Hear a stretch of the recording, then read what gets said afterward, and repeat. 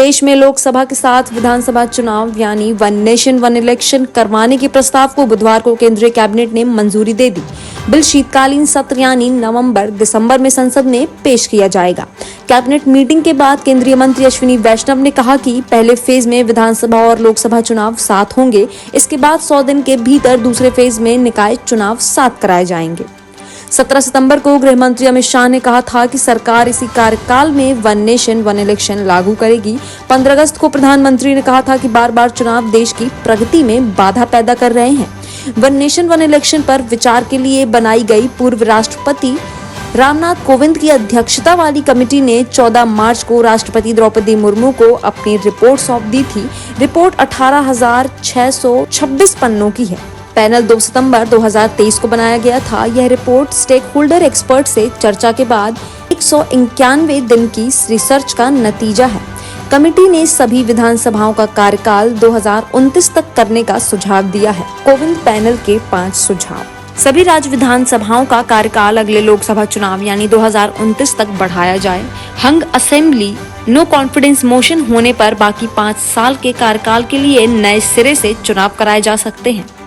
पहले फेज में लोकसभा विधानसभा चुनाव एक साथ कराए जा सकते हैं। उसके बाद दूसरे फेज में 100 दिनों के भीतर लोकल बॉडी के इलेक्शन कराए जा सकते हैं। चुनाव आयोग लोकसभा विधानसभा स्थानीय निकाय चुनावों के लिए राज्य चुनाव अधिकारियों के परामर्श से सिंगल वोटर लिस्ट और वोटर आईडी कार्ड तैयार करेगा। कोविंद पैनल ने एक साथ चुनाव कराने के लिए उपकरणों, जनशक्ति और सुरक्षा बलों की एडवांस प्लानिंग की सिफारिश की है। क्या बिल को कानून बनाने में कोई अड़चन आएगी? कोविंद कमेटी ने 18 संवैधानिक बदलावों का सुझाव दिया है। इनमें से ज्यादातर में राज्यों की विधानसभाओं के सहमति की जरूरत नहीं है। कुछ संवैधानिक बदलावों के लिए बिलों को संसद में पास कराना जरूरी होगा। सिंगल इलेक्टोरल रोल और सिंगल वोटर आईडी कार्ड के लिए आधे से ज्यादा राज्यों की मंजूरी जरूरी होगी। संभव है कि कोविंद कमेटी की रिपोर्ट पर लॉ कमीशन भी अपनी रिपोर्ट पेश करे। सूत्रों का कहना है कि लॉ कमीशन 2029 में लोकसभा, विधानसभा, स्थानीय निकायों और पंचायत चुनाव एक साथ कराने का सुझाव दें। इसके अलावा लॉ कमीशन गठबंधन सरकार और हंग असेंबली जैसे स्थिति आने पर नियम की मांग करे। एक देश एक चुनाव पर रिपोर्ट तैयार करने से पहले 7 देशों की चुनाव प्रक्रिया पर स्टडी की गई है।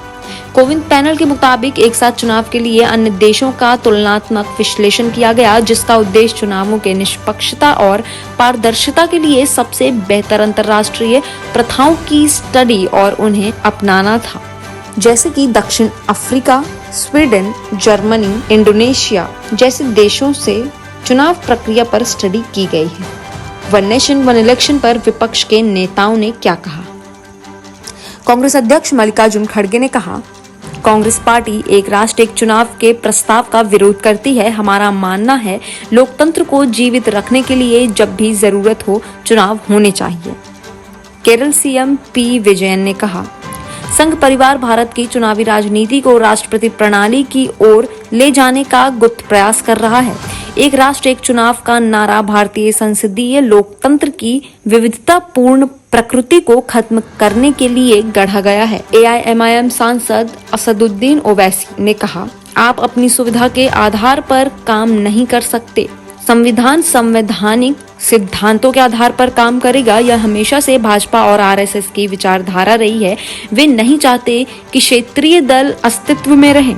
हमने इसका विरोध किया है और भी करेंगे। बसपा प्रमुख मायावती ने कहा, एक देश एक चुनाव की व्यवस्था के तहत देश में लोकसभा, विधानसभा और स्थानीय निकाय का चुनाव एक साथ कराने वाले प्रस्ताव को केंद्रीय कैबिनेट से आज दी गई मंजूरी का हम समर्थन करते हैं, लेकिन इसका उद्देश्य देश और जनहित में होना जरूरी है।